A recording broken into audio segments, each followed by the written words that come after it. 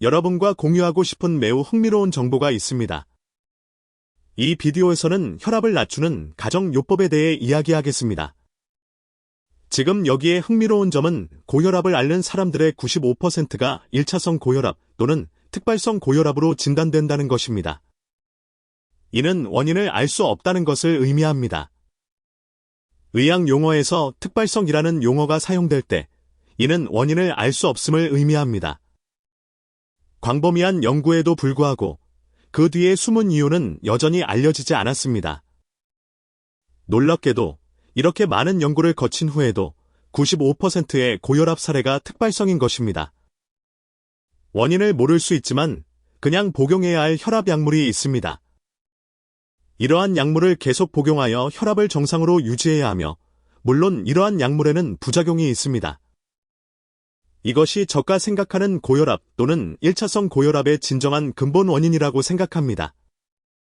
이것을 이해하는 것은 매우 간단하며 몇 분 만에 혈압을 낮출 수 있는 훌륭한 기술을 여러분과 공유하겠습니다. 그리고 매우 저렴합니다. 아마도 약물이 전혀 필요하지 않을지도 모릅니다. 먼저, 혈압이 높거나 낮은 이유에 대해 설명하겠습니다.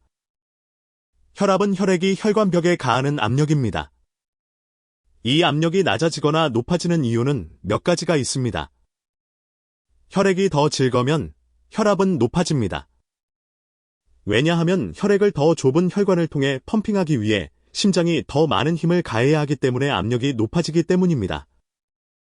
심장 출력이 변경되거나 불건전한 생활 방식 선택, 트랜스 지방, 운동 부족 또는 흡연으로 인해 혈관이 탄성을 잃으면 이러한 혈관을 통해 흐르는 혈액은 더 많은 압력을 경험하게 됩니다.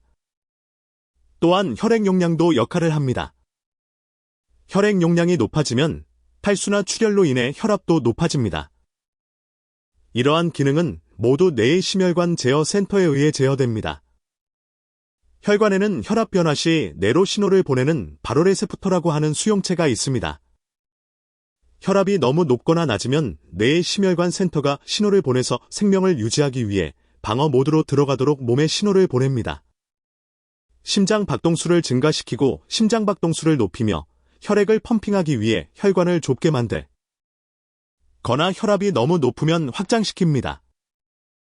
이러한 바로레세프터는 자율신경계의 일부로 교감신경계와 부교감신경계로 구성됩니다. 수축기 압력은 심장이 수축하거나 펌핑할 때 생성되는 압력이며 이완기 압력은 심장 근육이 이완되어 있을 때의 압력입니다.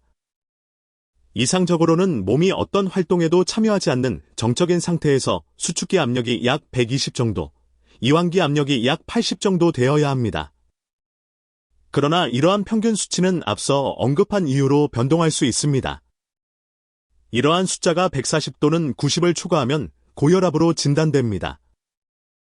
체내에 전해질 불균형이 있을 때 나트륨이 증가하고 포타슘이 감소하면 체내에 물이 보존되어 혈액 용량이 증가하고 따라서 혈압이 증가합니다.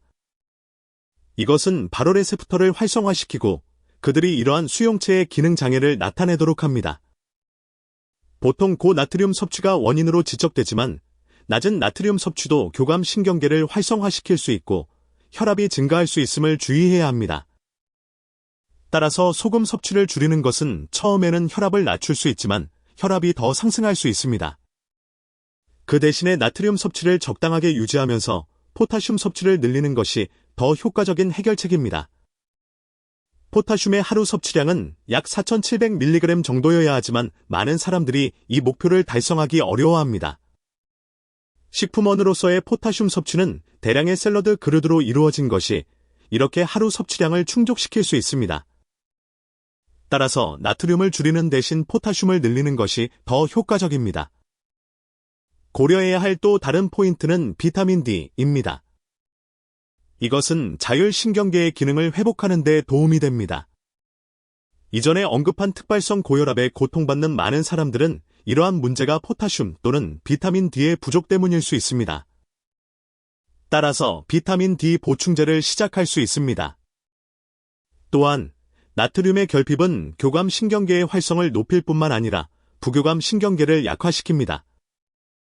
이는 계속적인 싸움 또는 도망 모드로 이어져 매일 스트레스를 유발합니다. 고혈압을 다루기 위해서는 단순히 나트륨을 줄이는 것만으로는 충분하지 않습니다. 이것은 제 개인적인 발견이지만 이 비디오 아래에 참고 자료에 대한 링크를 포함할 것입니다. 나는 당신이 포타슘 섭취량을 늘리고 더 많은 녹색 야채를 섭취하고 저탄수화물 식단을 유지하고 비타민 D를 충분히 섭취해야 한다고 생각합니다. 이렇게 하면 문제가 해결될 것입니다. 이제 여기에 또 다른 흥미로운 퍼즐 조각이 있습니다. 인슐린이 이러한 바로레세프터의 주요 조절자입니다. 어떤 서양 요법에서는 혈압을 낮추기 위해 인슐린을 투여합니다. 그러나 몸이 인슐린 저항성이 되는 단계가 있습니다. 이제 갑자기 혈압 변동이 발생하는 이유를 이해할 수 있을 것입니다. 대부분의 사람들이 인슐린 저항성이 되었지만 이 사실은 종종 논의되지 않습니다. 왜냐하면 이것을 홍보하는 것이 사람들이 설탕과 탄수화물을 줄이도록 유도할 수 있으며 설탕 산업은 상당한 영향력을 가지고 있으며 사람들은 그러한 변경을 원하지 않을 수 있기 때문입니다. 그러나 탄수화물과 설탕은 체내 칼륨을 고갈시키는 것뿐만 아니라 바로레세프터의 기능 장애에도 기여합니다. 이 데이터도 비디오 아래에 있습니다. 이제 여기에 또 다른 흥미로운 기술을 공유하고 싶습니다. 이것은 매우 흥미로운 호흡 기술입니다. 고혈압을 정상화하는 데 도움이 됩니다. 꼭 시도해 보세요. 할 일은 호흡 방식을 페이스드 브리이라고 하는 것으로 변경하는 것뿐입니다. 이것은 간단합니다. 분당 6회를 들이마시고 분당 6회로 호흡 속도를 늦추세요. 지금 여러분에게 이를 시연하겠습니다.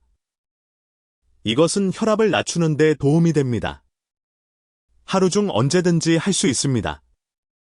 심박수가 감소하고 매우 편안한 느낌을 줍니다. 내 비디오에서 혜택을 받고 있다면 다른 사람들과 공유하십시오. 유튜브 지침에 따르면 좋아요와 공유를 받은 비디오는 유튜브에서 더 많은 사람들에게 홍보되고 더 많은 사람들에게 추천됩니다. 안녕히 계세요. 그럼 안녕히 계세요.